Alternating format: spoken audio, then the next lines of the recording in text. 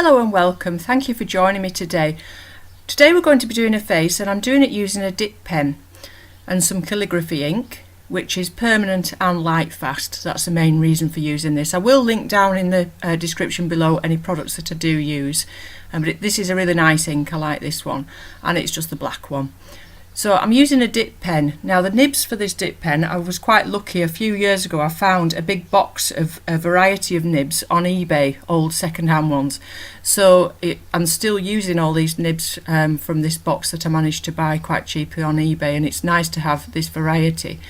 So really, when you're working with a dip pen, the nice thing is you get a good variety of your line, so you make interesting shapes with your line. And it makes a bit more of an interesting drawing than just drawing with a pen, you know, a usual pen that I've used, like a Pitt pen or something like that, where every line is pretty much the same. So if you vary the pressure on your pen and obviously allow it to run out of ink sometimes, you can get very different lines. So you'll see where I put some shadow like behind her ears and things like that. All I'm doing is adding extra pressure to the pen to allow more ink to flow off.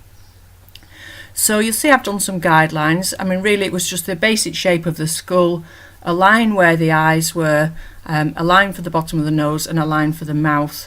If you wanted to put more guidelines on with pencil to begin with, to make sure you've got your measurements right, you can do that as well, because this is the great thing about drawing with ink, is you can put plenty of pencil guidelines if you're not as confident, and then erase them once your ink's dry. But just do make sure your ink is properly dry with the dip pen, because you can get areas where it's a lot thicker than others, where it's come off the pen more, and that will take a little bit longer to dry. So make sure it's properly dry before you go onto it with the eraser to get rid of those pencil lines.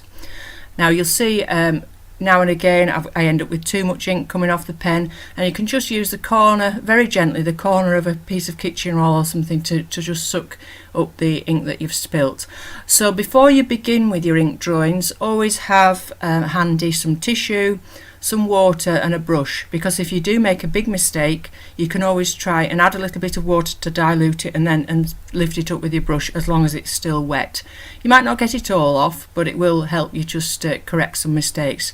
So don't worry about your mistakes, because there are little things you can do to correct them. It's a good idea, if you've not got one, to buy a white ink as well.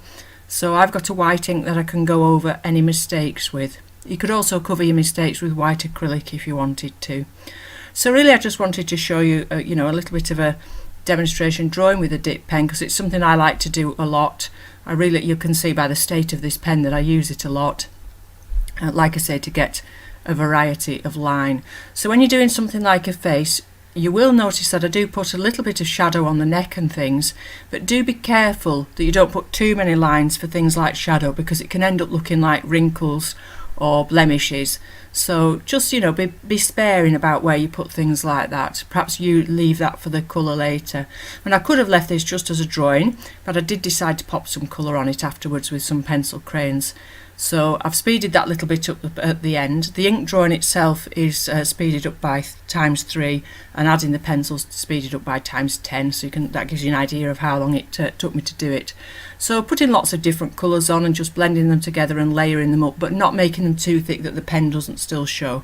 So just a few little layers of pencil crayon over the top, but still allowing those pen lines to show through, and using a variety of colours, a couple of yellows, some reds and pinks, brown for the hair, and some blues for the shadows, and some more yellow for the highlights. And I also took some highlights out with the eraser at the end. So just really having a play with the colour afterwards. It was more about doing this drawing really, showing you how I use the dip pen, which I really enjoy using. Okay, so I hope you found that useful. If there's anything else you would like to ask about drawing in ink, if you want to pop that in the comments below, and I'll get back to you as soon as possible. So thank you very much for watching. Bye for now, and I'll be back with you again soon.